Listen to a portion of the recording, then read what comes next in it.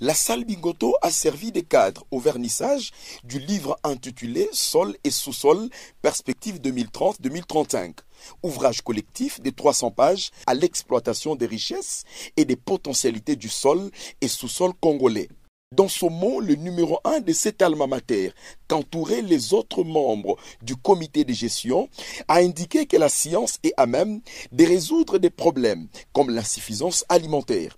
Le recteur Kishiba a vanté les potentialités naturelles du Congo pour créer des richesses en dehors de l'activité minière. L'INILU, affirme-t-il, met ainsi à la disposition des décideurs et des lecteurs un outil de développement du pays. Le vernissage de l'ouvrage Sol et sous-sol qui nous réunit en ce jour, sous les auspices de la science comme moteur de transformation sociétale majeure, vise la mutualisation des connaissances relatives au sol et sous-sol de la RDC, pour justement provoquer des initiatives à même d'assumer, d'inventer des réponses cruciales aux besoins de notre société.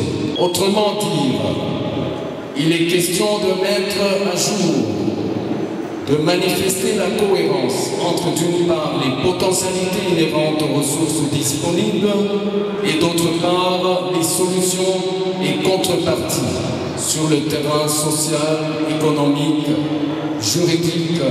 Cet ouvrage, axé sur 5 parties, les mines, l'agriculture, l'environnement, les affaires foncières et le paysanat, a été présenté au public avant son vernissage de ses livres publiés aux presses universitaires, le tout sous les applaudissements nourris de la salle Bingoto remplie des mondes scientifiques. Pour valoriser le travail des chercheurs congolais, quelques résultats des recherches sur notamment l'autosuffisance alimentaire a été rendu public. Des professeurs et leurs collaborateurs, des étudiants et personnalités invitées pour la circonstance ont remercié les organisateurs de cette manifestation et ont profité de cette occasion pour souhaiter plein succès et longue vie à l'ouvrage Sol et sous-sol, perspective 2030-2035.